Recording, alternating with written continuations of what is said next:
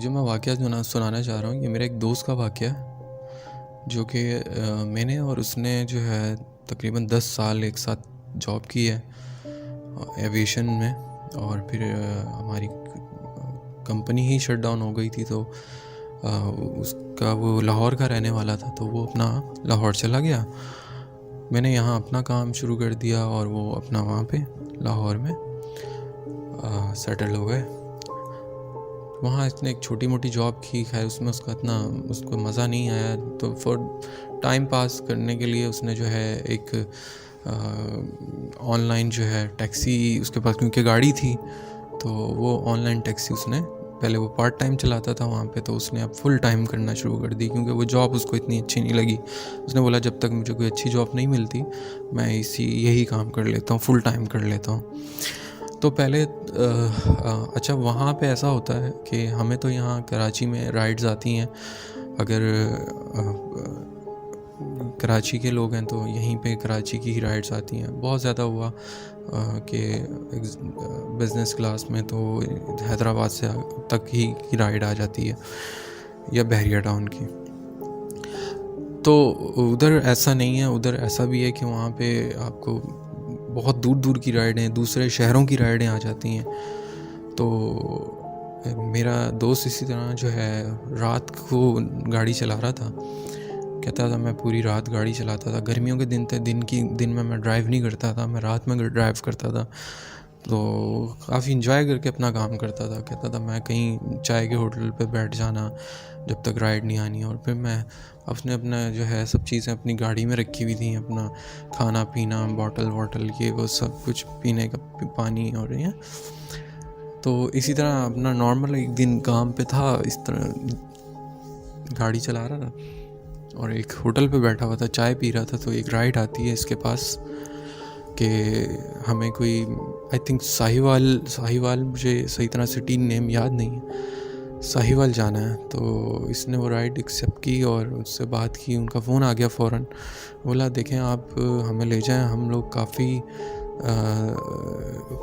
जो है काफ़ी हम जो दूसरे कैप्टन्स थे, यानी कि जो ऑनलाइन टैक्सी के दूसरे जो कैप्टन्स थे, वो राइड काफ़ी लोगों के पास गई और उन्होंने, चूँकि वो लंबी राइड थी, तो उन्होंने सबने वो जो राइड थी वो डिक्लाइन कर दी। और वो अब इसके पास आती, तो उसने कहा कि उन्होंने जो एक साहब थे, उन्होंने इनसे फ़ोन पे रिक्वेस्ट की कि यार अब आप नहीं इसको डिक्लाइन करना, तो आप प्लीज़ हमें ले जाएं, हम अभी जो है मेरे साथ फैमिली है, मैं बहुत परेशान हूँ। तो मेरे दोस्त ने कहा यार काम तो करना ही है, चलो एक लंबी राइड हो जाएगी, बात छोटी छोटी राइडें करने से अच्छा एक लंबी राइड करके एक ही दफ़ा अपनी दिहाड़ी बना लूँ।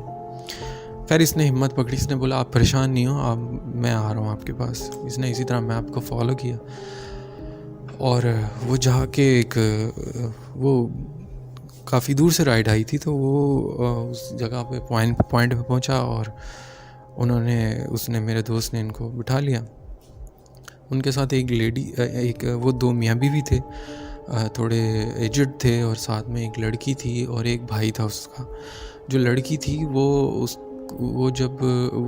उसने अबाया पहना था, और उसकी जो है ना मिनाज, जब वो कह रहा है मैं चल के आ रही थी मेरी गाड़ी के लिए, क्योंकि मैं उनको मैप को फॉलो करते थोड़ा सा आगे निकल गया था और फिर मैं रिवर्स कर रहा था और मैं अपने मिरर में देख रहा था वो फैमिली मेरी तरफ चल रही थी, मैं रिवर्स करके, ताकि हम एक पिन पे पहुंच जाएं और वो मेरे साथ बैठ जाएं।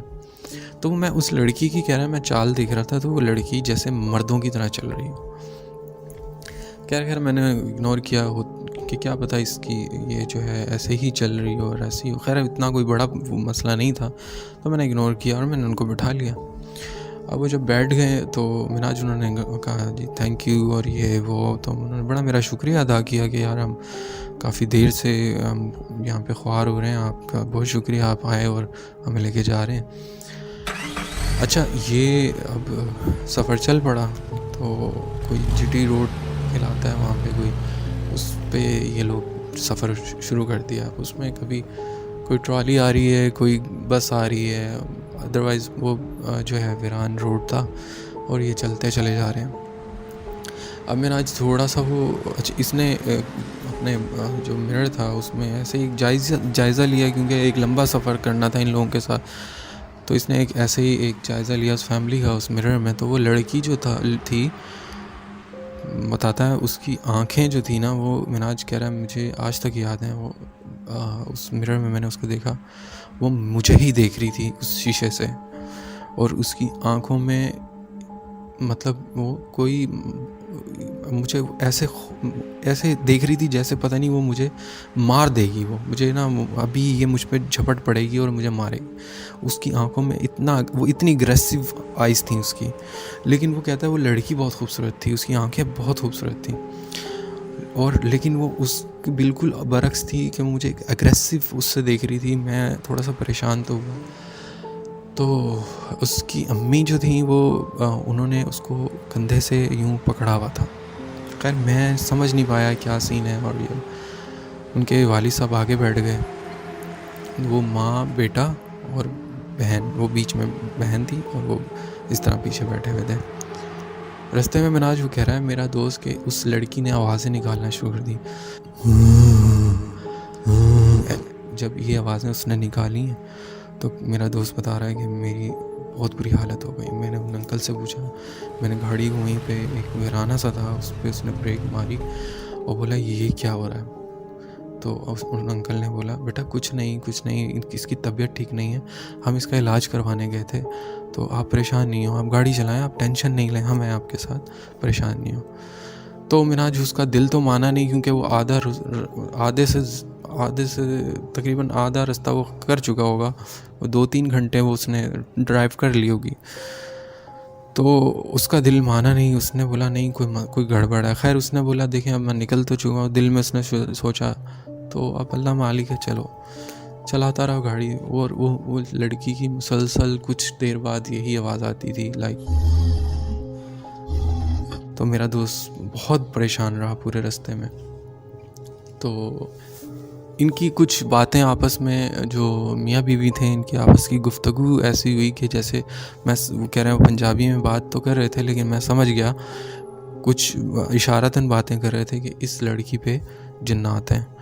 उनकी बातों से मैंने अंदाज़ा लगाया कि वो कहीं पे इलाज करवाने गए थे इसका, और किसी बाबा के पास गए थे, और उसकी माँ ने ये चीज़ बोली कि ये फिर आ गया। इसको समझाया था हमने, उस बाबा ने इसको समझाया भी था, ये फिर आ गया। तो वो दोनों जो थे मियाँ बीवी वो बहुत परेशान हो गए, क्योंकि मैं तो परेशान था ही था, मेरे लिए तो एक शॉकिंग चीज़ थी। लेकिन वो दोनों मियाँ बीवी फिर परेशान हो गए कि यार अभी तो मतलब वो आपस में इशारतन बातें कर रहे थे, और उन्होंने जब इस लड़की ने जब ये आवाज़ें निकालना शुरू की थी तो ये दोनों ऐसे ही परेशान हो गए कि ये फिर आ गया, यानी कि यार इसको समझ नहीं आ रही और क्या करें, वापस चलें या चलें सीधा ही। तो खैर ये उन्होंने बोला अब चलो फिर किसी दिन का रखते हैं, और अब तो बहुत टाइम हो गया। और यूँ करके मैं ये बातें ये ऑब्ज़र्व कर रहा हूँ उनकी आपस की जो कन्वर्सेशन चल रही है, ये इसने ऑब्जर्वेशन जो इसकी है ये मुझे बता रहा है कि इस तरह की मुझे लगा।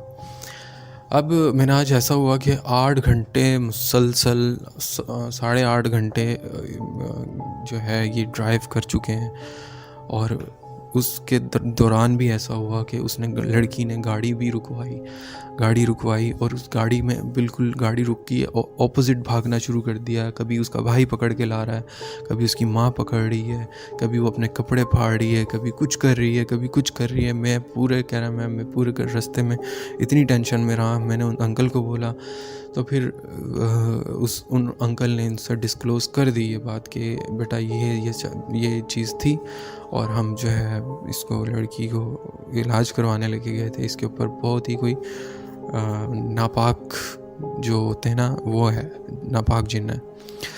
और फिर क्या हुआ कि उसके बाद वो जब उस अपने जो पॉइंट पे पहुँचे, वो एक हवेली टाइप की थी उनका घर जो था, माशाल्लाह अच्छा सा घर था। उसने वहाँ राइड एंड की। वहाँ पे मेरे दोस्त को कोई तसल्ली हुई कि शुक्र है मैं जगह पहुँच गया। वो किसी तरह माँ बेटा और उसको लड़की को अंदर ले गए। बाप उनके साथ में खड़ा था क्योंकि पे करना था उसको।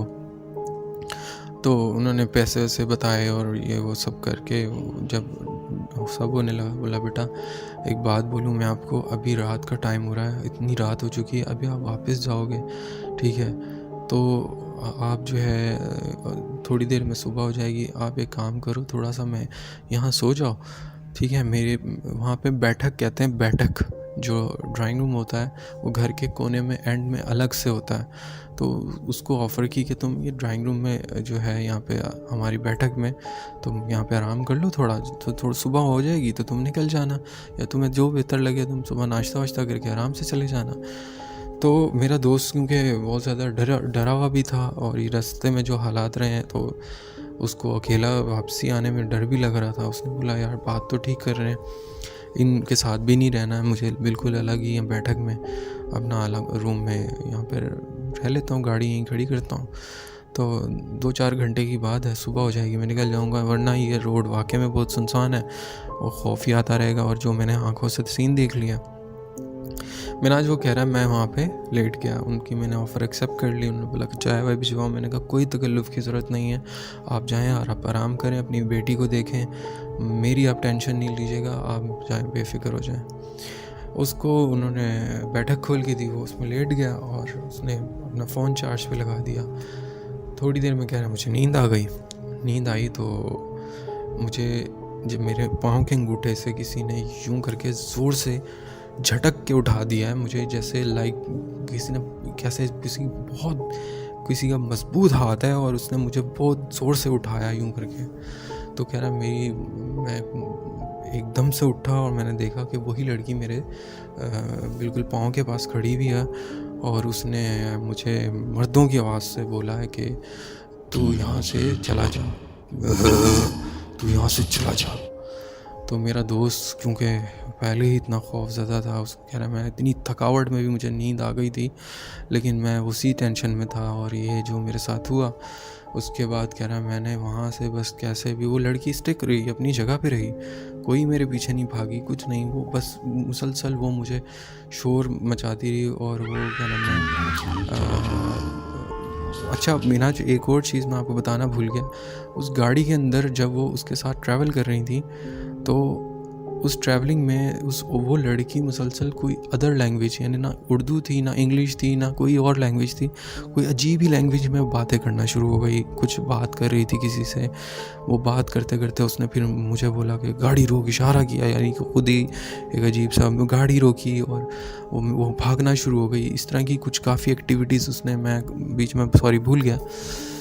तो फिर अच्छा ये जब इसको पाँव से उठाया उसने, ये मैं लास्ट एंड बता रहा हूँ आपको, तो मेरा दोस्त क्योंकि बहुत ज़्यादा खौफज़दा था, तो उसने बाहर का जो एक तो उस बैठक का दरवाज़ा अंदर घर की तरफ खुलता था जिस दरवाज़े से वो लड़की आई थी, एक दरवाज़ा बाहर की मेन बाहर की तरफ खुलता था जो बाहर निकलता था। तो उसने वो दरवाज़ा कैसे, पहले तो उससे खुला नहीं कुछ बड़ा, उसने आगे पीछे घबराहट में दरवाज़ा खोला कैसे भी और उसने जाके अपनी गाड़ी स्टार्ट की और वो गाड़ी जो है लेके कह रहा मैं बहुत स्पीड में निकला हूँ।